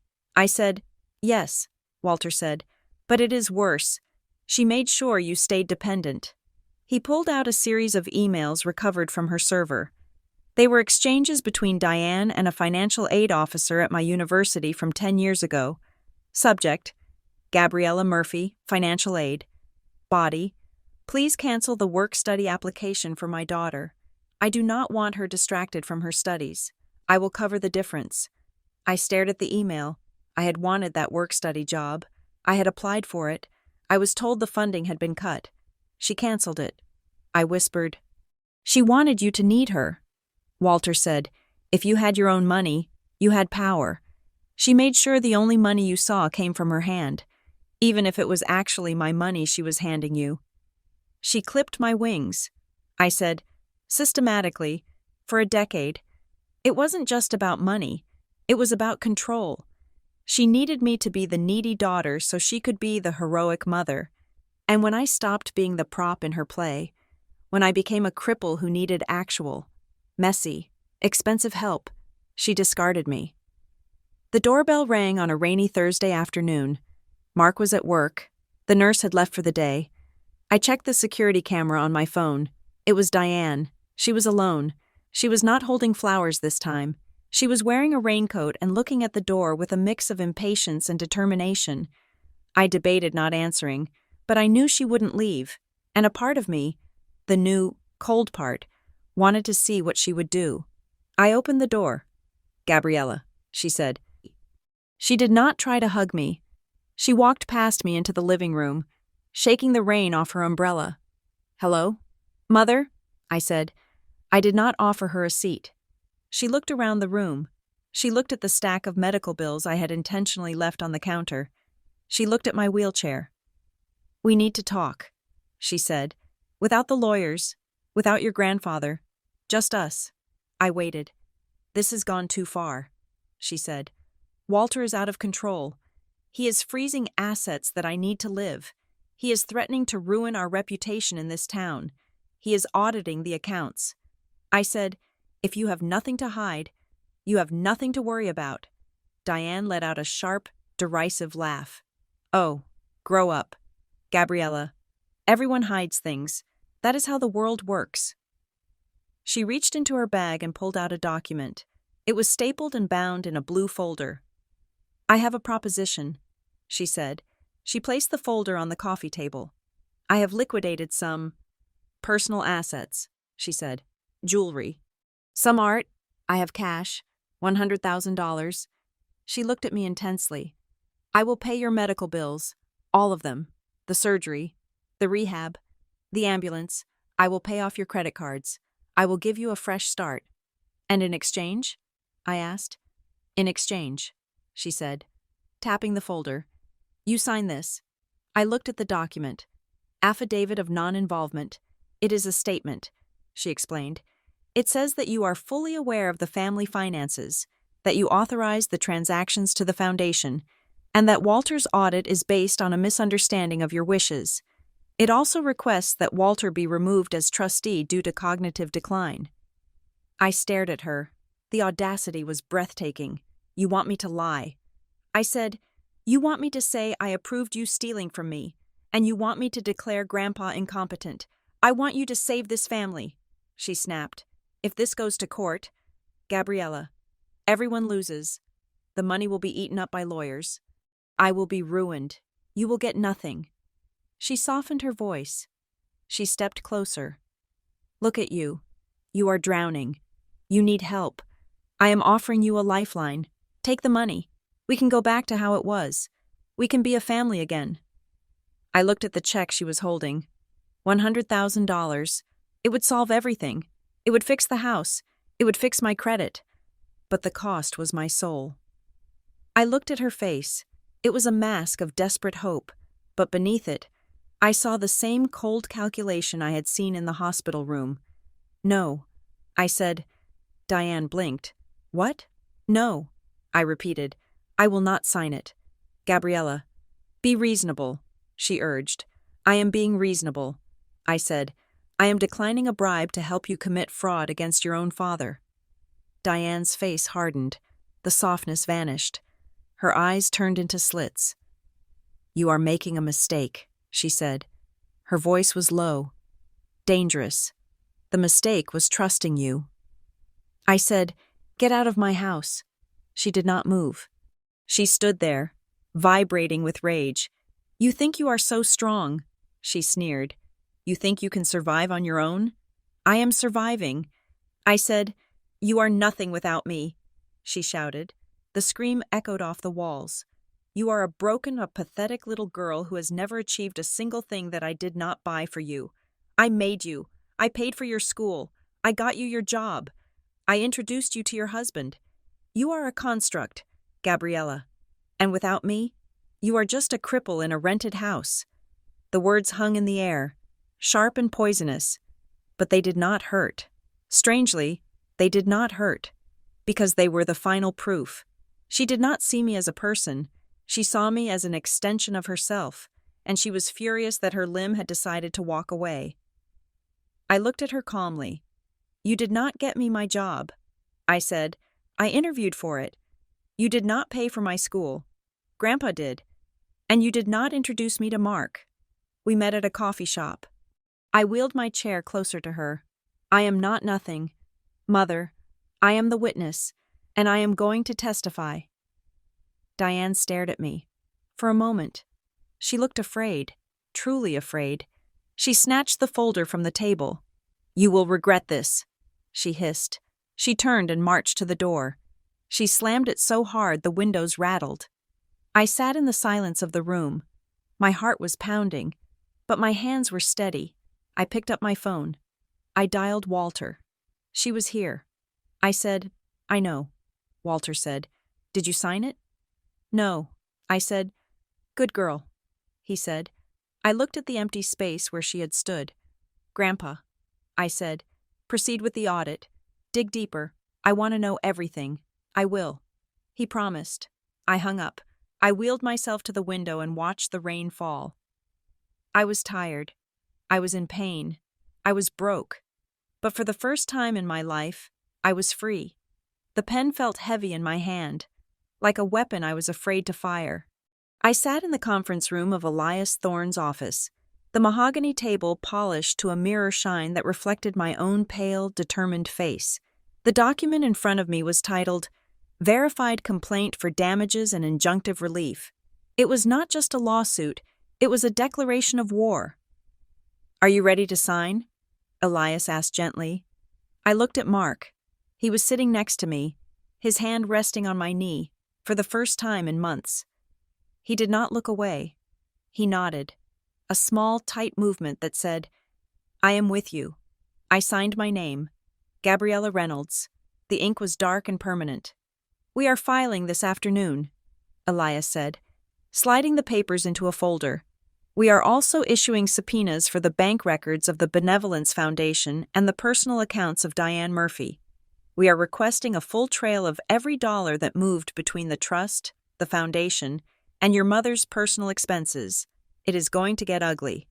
I said, It is already ugly. Gabriella, Elias replied, we are just turning on the light so everyone can see the mess. We drove home in silence, the weight of what I had done settling in my chest. I had sued my mother.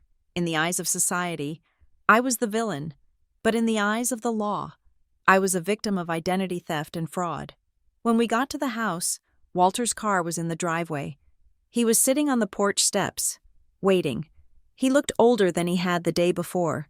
His posture, usually so upright, was slumped. He stood up as I hobbled up the walkway. We need to talk, he said. We went inside.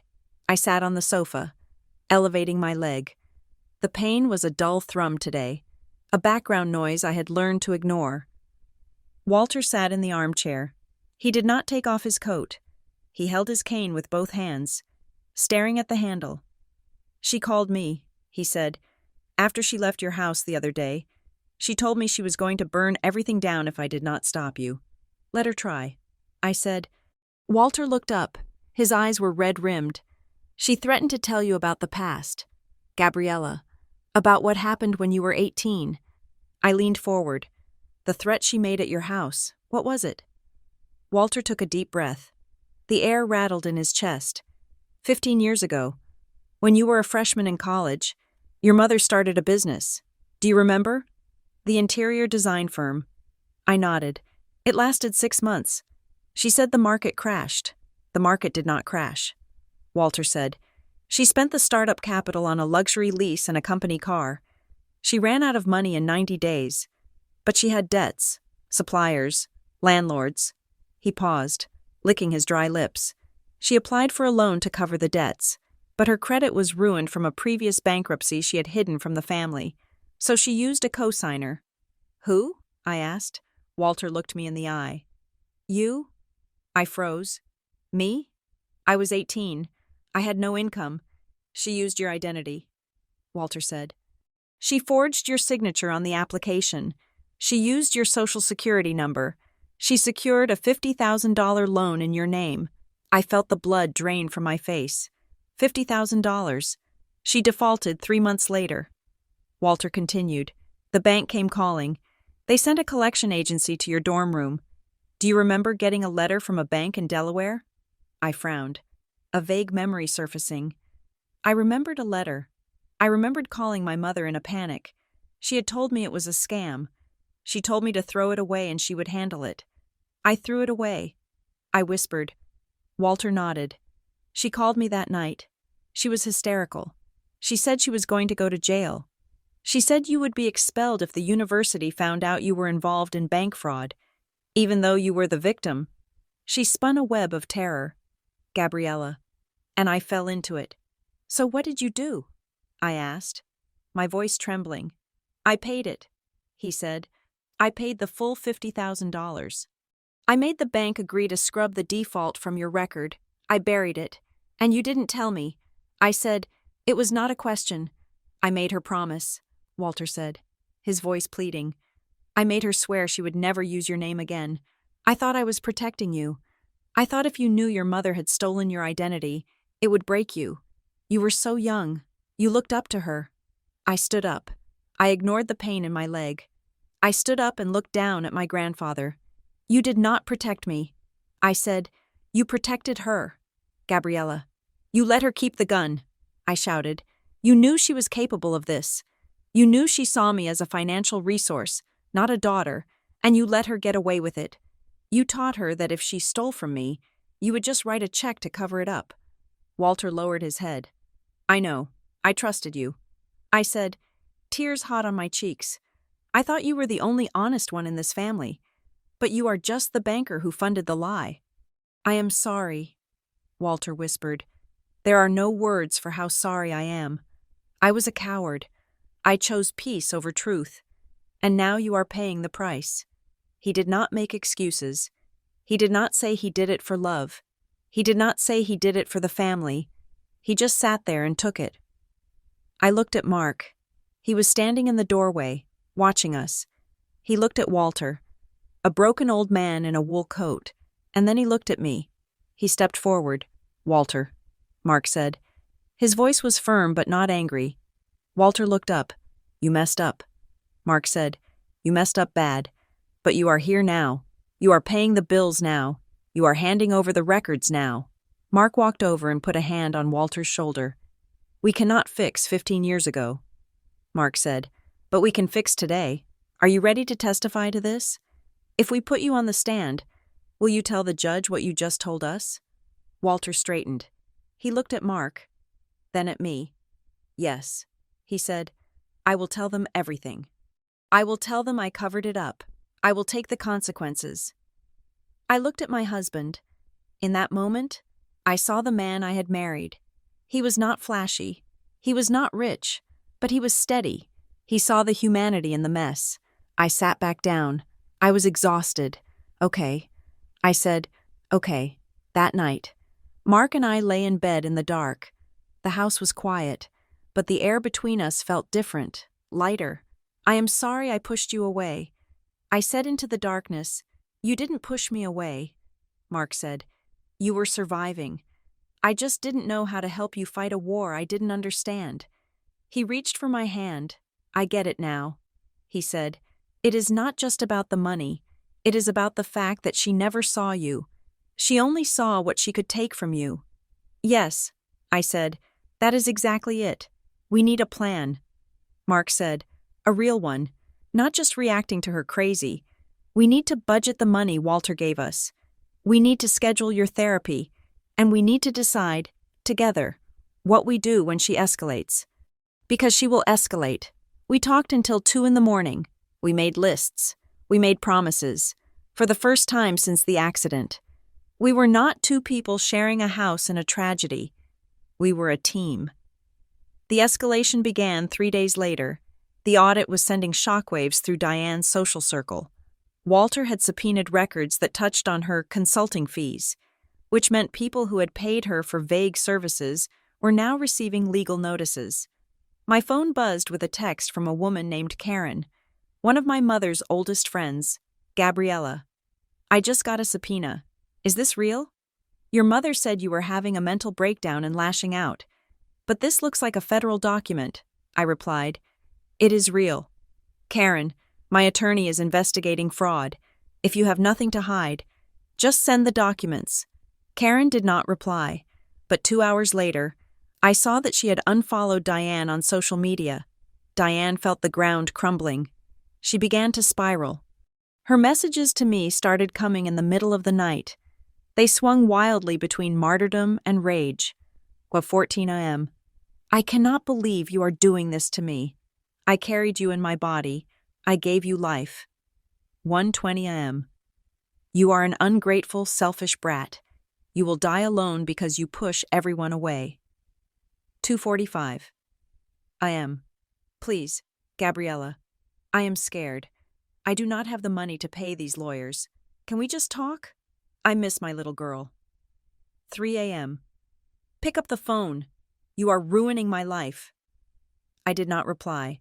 I took screenshots of every message. I emailed them to Elias. Evidence of harassment. I typed in the subject line. Then came the credit notice. I was paying a bill online when a notification popped up from my credit monitoring service. "Alert. Score dropped by 45 points. I clicked on it. My heart hammering. New derogatory mark. Delinquent payment. Account. Apex Rapid Cash. I clicked for details. It was a payday loan account. It had been opened 4 months ago. 2 weeks after my accident, the amount was small, $500, but it had accrued interest and penalties. I called the loan company. I sat on hold for 40 minutes, listening to tinny jazz music, my hand gripping the phone so tight my fingers ached. Finally, an agent answered. "I need to know who opened this account." I said, "It was opened online." The agent said, "Using the social security number ending in..." She read my number. And the email address? I asked. The agent read it out. D. Murphy. Design. She had done it again, while I was in the hospital, while I was unconscious. She had used my identity to take out a $500 payday loan. Why? $500 was nothing to her. Then I realized, it wasn't about the money. It was about the quick cash to pay for something she didn't want traceable to her own accounts. Maybe the rush fee for the mechanic? Maybe a deposit for something else? It didn't matter. She had stolen my name again. The pattern was unbroken. I added the credit report to the folder for Elias. On Sunday, Walter asked me to come to his house. I need to show you something.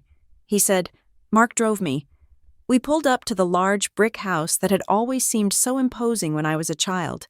Now, it just looked sad. Walter was in the library. On the desk sat a wooden box. It was old, the varnish peeling in places. I found this in the attic. Walter said, I was looking for old tax returns for the audit, and I found a box of your mother's things she left here years ago. He pushed the box toward me. I think you should look inside. I opened the lid. It smelled of lavender and dust. Inside were stacks of papers. I picked up the top one. It was an envelope addressed to me. Gabriella Murphy. The postmark was from 12 years ago. The return address was the State University Scholarship Committee. I opened it. Dear Ms. Murphy, we are pleased to inform you that you have been selected for the Dean's Merit Scholarship. I stared at the letter. I had never received this. I had been told I didn't qualify for financial aid. I had taken out student loans, tens of thousands of dollars in loans. I dug deeper. There was a letter from a summer writing program I had applied to in high school. Acceptance. I had been told I was rejected. There was a card from my high school English teacher. Gabriella, you have a rare talent. Please keep writing. Do not let anyone dim your light. I had never seen it. There were dozens of them. Letters of acceptance, letters of praise, invitations to award ceremonies. My mother had intercepted them all. She hid them, I whispered. Why? Mark asked, his voice full of disbelief. Why would she hide good news? Because she needed me to be small, I said, the realization hitting me like a physical blow. If I got a scholarship, I wouldn't need her money. If I got into the writing program, I might leave home. If I knew I was talented, I might stop seeking her validation. She curated my reality. I said, she made sure I felt average. She made sure I felt lucky just to be accepted anywhere. She built a world where I was weak, and she was the savior who scraped together the money to help me. I looked at Walter. Did you know about this? No. Walter said, I swear. I knew she was controlling, but I didn't know she was intercepting your mail. This is pathological. I held the scholarship letter in my hand. It was just a piece of paper, but it represented a stolen life. A life where I didn't start my adulthood in crushing debt. A life where I believed in myself. She stole my confidence. I said, that is worse than the money. She stole the version of me that believed I was good enough. I put the letters in my bag. I am keeping these. I said. The breaking point arrived on Wednesday. I received an email. It was not from Diane. It was from Aunt Linda. Subject: Family Emergency Meeting. Dearest family, Diane has asked us to gather this Saturday at her home. She is very concerned about Gabriella's mental state following the accident. As you know, there have been some disturbing outbursts and legal threats that suggest Gabriella is suffering from a severe breakdown. Possibly induced by medication or trauma, Diane wants us to come together to stage a loving intervention and help get Gabriella the residential psychiatric care she clearly needs. Please, for Gabriella's sake, be there at 2 p.m. I read the email twice. I laughed. It was a cold, humorless sound. She is trying to commit me. I said to Mark, she is trying to paint me as insane so she can discredit the lawsuit. If I am incompetent, my power of attorney goes to my next of kin. Her. Mark said, exactly. She wants to lock me up so she can take control of the lawsuit and dismiss it. Mark stood up. You are not going.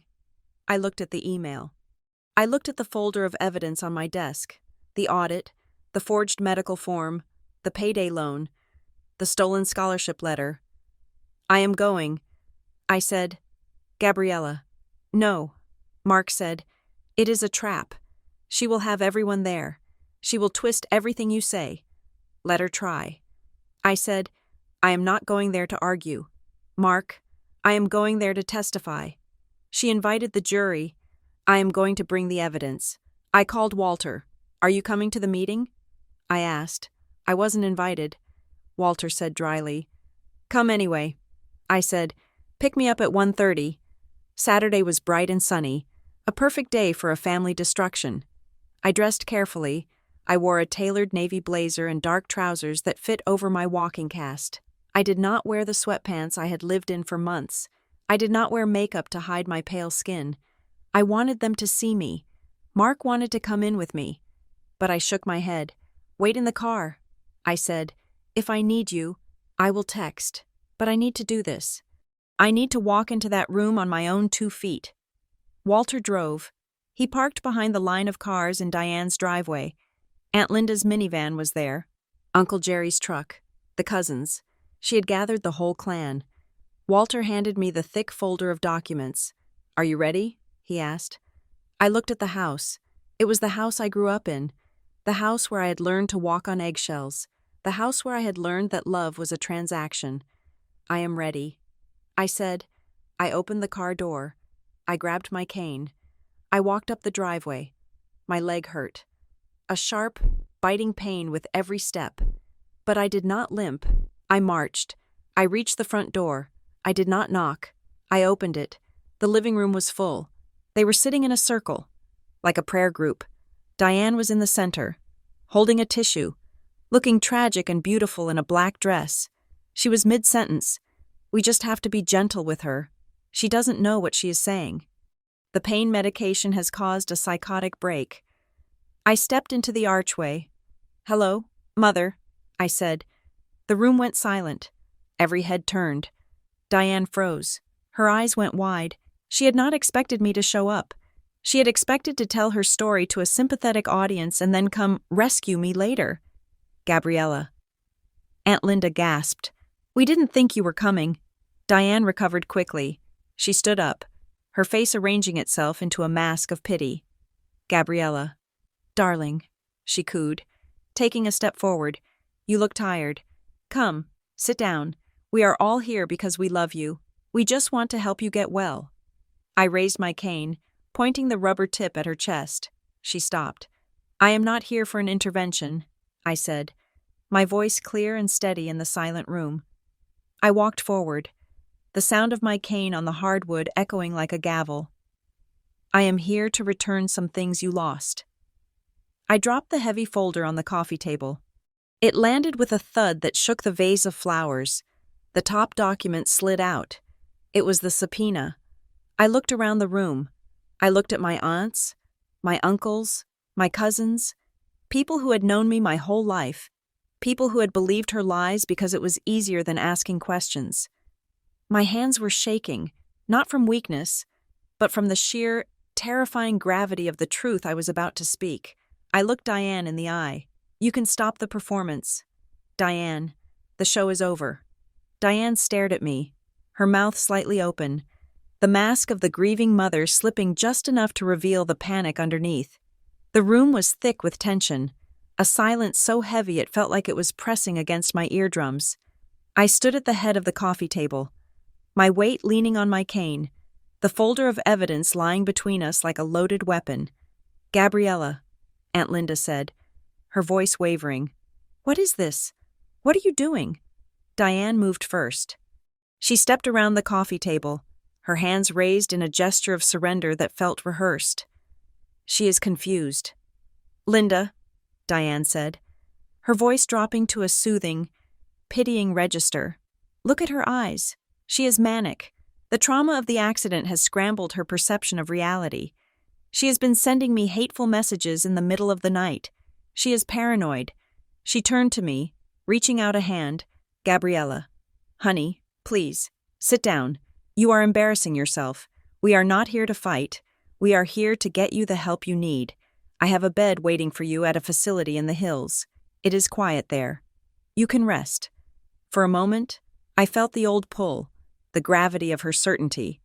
She said it with such conviction that a small, terrified part of my brain whispered, "What if she is right? What if I am crazy?" I looked at my cousins. They were looking at their shoes. I looked at Uncle Jerry.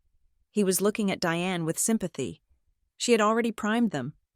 She had spent the last week painting a masterpiece of lies, and I was the chaotic element threatening to ruin it. I felt the room shrinking, the walls of my childhood closing in to suffocate me. This was how she won. She did not win with facts. She won with atmosphere. She created a reality where she was the sun and we were all just orbiting planets. Desperate for her warmth, but I was not a planet anymore. I was a collision event. I did not sit down. I did not scream. I did not cry. I opened the folder. I am not confused. "Mother," I said. My voice was low, but it carried to the back of the room, and I am not manic. I am an accountant of the truth, and I have brought the receipts. I picked up the first document. "This is a subpoena for the bank records of the Benevolence Foundation." I said, holding it up. Diane laughed. A sharp, nervous sound.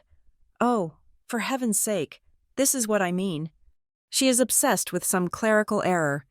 "It is not a clerical error," I interrupted, cutting through her noise with the precision of a scalpel. I laid the spreadsheet on the table. On January 4th, $10,000 was transferred from the family trust to the foundation. On January 15th, $15,000. On February 1st, $12,000. I looked at Aunt Linda. "Linda, do you remember when Mom said she couldn't contribute to Grandma's funeral costs because her assets were tied up in investments?" Linda blinked. "Yes, she was very upset about it. That same week," I said, pointing to a line item. "She transferred $8,000 from the trust to a travel agency for a wellness retreat in Sedona." A murmur went through the room. Diane's face tightened. "This is private financial business," she snapped. "You have no right." I picked up the next document. "This is a medical authorization form," I said. "It is dated 3 days after my accident." I was in a coma. I held it up so they could see the signature at the bottom. "Who signed this?" I asked. Diane crossed her arms. "I signed it as your proxy. I had to handle your bills." "No," I said. "You signed it as Gabriella Murphy. That is forgery. And you used it to attempt to route my insurance payouts to your foundation. You weren't handling my bills. Diane, you were trying to launder my settlement money before I even woke up." The silence in the room changed. It shifted from awkwardness to horror. Uncle Jerry leaned forward, squinting at the paper. "Diane," Jerry said slowly, "did you sign her name?" "I did what was necessary," Diane shouted, her composure cracking. She was incapacitated. "I was protecting the family assets."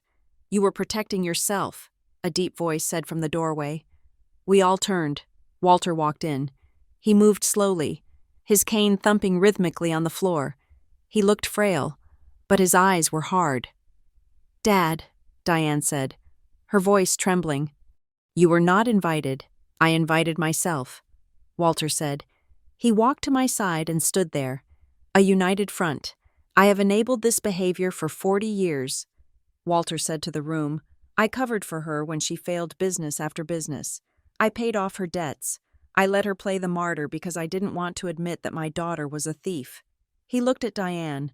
"But when you stole from your own child," Walter said, his voice breaking with emotion, "you crossed a line I cannot ignore. I ordered the audit. Diane, I froze the accounts. Gabriella is not paranoid.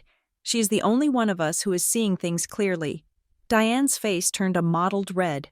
She looked around the room, searching for an ally, but the faces were closing off. "You are all against me," she hissed. "After everything I have done, I am the glue in this family. I carry everyone." The doorbell rang. The sound was jarring in the tense room. No one moved. "I will get it," I said. I walked to the door, my heart pounding. I knew who it was. I had arranged it with Elias. I opened the door to a courier. He handed me a large, stiff envelope. I signed for it and walked back into the living room. "What is that?" Diane asked. She sounded breathless, like an animal caught in a trap. I opened the envelope. I pulled out a sworn affidavit. We found the mechanic, I said, the one who worked on my car at Veloce Automotive. Diane went pale. Truly, deathly pale. I read from the document. I, Marcus Thorne, former service manager at Veloce Automotive, attest that on January 10th. I received a call from Diane Murphy regarding a brake service for a gray sedan. She instructed me to prioritize speed over protocol, she specifically stated. Do not bore me with the safety upsells. Just get it running by Friday. She offered a cash bonus for bypassing the standard inspection queue. I lowered the paper. You rushed the job. I said, you knew the brakes were tricky on that model. You knew I drove down the canyon road, but you wanted to save money and time, so you gambled with my life. I looked at my legs. I looked at the cast that was finally off, leaving a scarred, atrophied limb. You didn't cut the brake line, Mother, but you created the conditions for it to fail, and when it did, you didn't cry for me. You worried about an audit. The room erupted. Oh my God, Aunt Linda whispered, covering her mouth. Diane let out a scream. It was a primal, ugly sound. She lunged at the table, sweeping the papers onto the floor. Lies, she shrieked. It is all lies. You are twisting everything. She turned on Walter. You did this. You poisoned her against me. You have always hated me. You wanted a son, and you got me. And you have punished me for it my whole life. She turned to me, her eyes wild, saliva flecking her lips. And you ungrateful little parasite, I gave you life. I molded you.